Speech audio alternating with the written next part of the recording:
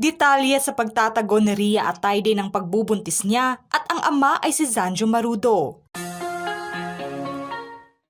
Walang tigil ang espekulasyon ng mga netizens ngayon tungkol na sa pagbubuntis ng aktres na si Rhea Atayde. Marami nga ang naintriga sa pinagbago ng katawan ng aktres base na sa kuhang mga larawan na kumakalat ngayon online. Napansin ng ilan na posibleng buntis talaga ang aktres at ang fiancé nitong si Zanjo Marudo ang ama. Kahit pa man patuloy na itinatanggi ng kampo ng dalawa ang naturang espekulasyon ay hindi naman maiaalis ng ilang netizens ang kutob nila. Matapos na inanunsyo ng couple ang kanilang engagement nitong nakaraang buwan, ay dito na rin umugong ang naturang issue sa pagbubuntis ng aktres. Kaya naman naging palaisipan sa karamihan na tila minadali na lamang nito ang naturang anunsyo. Sa kumalat nga ng mga larawan, makikita nga na magkasama ang couple kung saan suot ng aktres ang isang black empire cut off-shoulder dress kung saan pansin nga kung iyong titigan ang tila baby bump. Ngunit hindi naman ito masyadong aninag dahil nasa suot nitong damit. Kaya naman bumuhos ang komento at reaksyon ng mga netizens sa naturang larawan ng aktres na anila. Mukhang preggy siya. Anyway, kung buntis, bakit dinidinay pa as if naman hindi lalabas ang totoo? Kaya siguro nagproposed. Komento naman ng iba na hayaan na muna ang couple na mag-anunsyo ng katotohanan. Wala naman daw problema dahil papakasalan naman ng aktor ang kanyang fiancé at kailangang respetuhin na muna ang nais ng couple ngayon na huwag nang sumagot pa sa katanungan ng iba. Sa kabilang banda naman, ay ipinagtanggol nga ni Jella Atayde ang kanyang kapatid na si Rhea laban na sa mga komento tungkol na sa pagbubuntis umano nito. Nitong buwan ay binasag nga nito ang kanyang katahimikan at pinabulaan ng walang katotohanan ang espekulasyong buntis ang kanyang kapatid. Ayon kay Jella, hindi totoo na buntis si Rhea. Kung napansin man ng ilan ang pinagbago ng katawan ng aktres, ay natural lamang daw ito. Dahil may PCOS o polycystic ovary syndrome umano si Rhea. At isang malaking milagro kung maituring nila kung sakaling mabuntis nga ito dahil nasa kanyang kondisyon. Sa pahayag na inilahad ni Jella, aniya, "For me, I can't say much yet. For now, no. They are trying, that's for sure. My sister has PCOS and it would be a miracle if she has a child." Dagdag pa ng kapatid ng aktres na wala namang problema kung buntis nga ang kanyang kapatid dahil nasa tamang edad na naman ito at hindi ito malaking hadlang sa pamilyang Atayde na suportahan ang relasyon ng couple. Nasa 32 years old na nga si Rhea samantalang 41 years old naman si Zanjo. Well, at least, my parents also are supportive for that. My sister nga kasi is at age turning 32 this year. Medyo kailangan na din.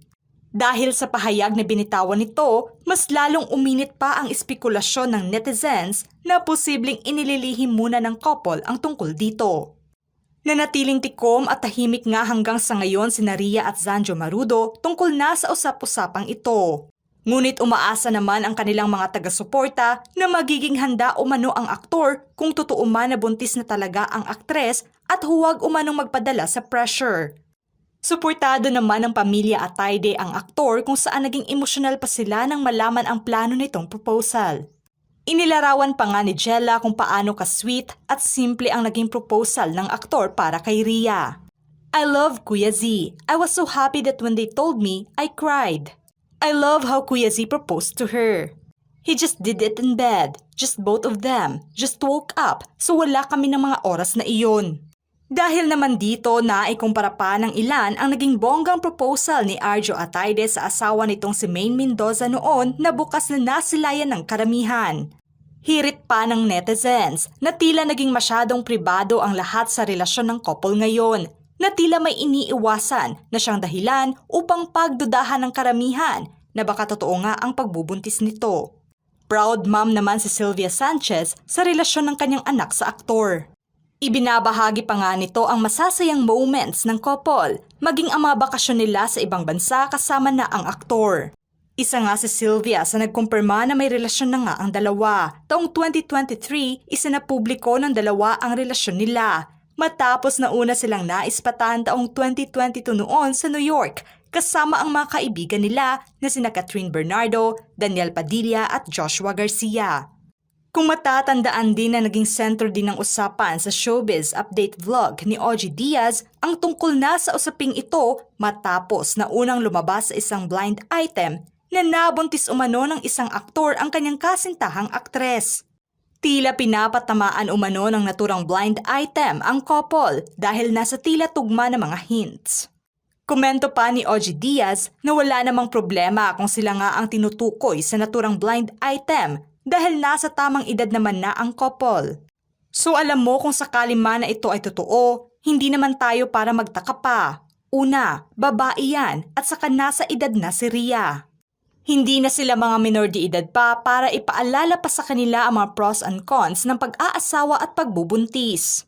Kung sakali mang totoo, bakit tayo mag-a-announce? Hayaan natin sila ang mag-anunsyo nun sakaling totoo na. Ibigay natin yung moment na yon.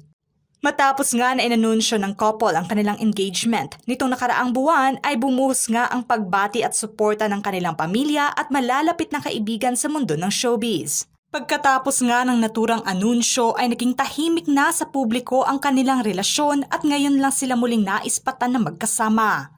Hindi nga gaanong ibinabandera ng couple ang kanilang relasyon sa karamihan kahit noon pa man. Matapos na naging opisyal ang relasyon nila. Ngunit pati nga ang mga taga-suporta ng couple ay hindi maiwasang magtaka sa masyadong tahimik at malimit na lamang na nagbabahagi ng kanilang mga ganap ang dalawa. Tulad nga ng sabi ng iba na lalabas at lalabas din ang katotohanan, lalo pa at napaka-random ng blind item at sentro ng usapan sa vlog ni OG Diaz ang tungkol na sa espekulasyong ito. Kung ito man ay totoo, si Rhea nga ang unang babaeng nabuntis ng aktor na si Zanjo Marudo. Sana naman daw ay hindi ito maging hadlang para na sa dalawa na ituloy ang kasal nila. Marami na nga ang hindi na makapaghintay sa kasal ng couple ngayon pa lang.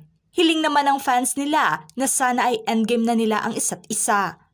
Tiyak naman daw na magiging maganda ang anak ng couple. Sa estadong ito ngayon na usap-usapan ang pagbubuntis ni Rhea ay naunahan pa nga nito si Maine Mendoza. Mas panatag naman ang mga taga-suporta ng couple kung sakaling totoo nga ang usap-usapan sa pagbubuntis nito ngayon, ay mas mabuti na umano ito lalo pa at may kondisyon nga ang aktres na hirap itong magbuntis. Maituturing nga na malaking milagro kung ito ay mapapatunayan. Bilang kilala na mapagmahal na tao si Rhea ay walang duda na mapagmahal din itong ina. Ngayon ay nakaabang na nga ang mga fans ng couple sa magiging sagot at pahayag nila tungkol dito. Sana naman daw ay huwag nang dumagdag pa ang dalawa sa mga couple na naghiwalayan. Sa ngayon ay wala pang reaksyon ang couple dito maging ang iba pang detalye nila sa kasal. Ano ang masasabi nyo sa paksang ito mga ka-showbiz peeps? Just comment below.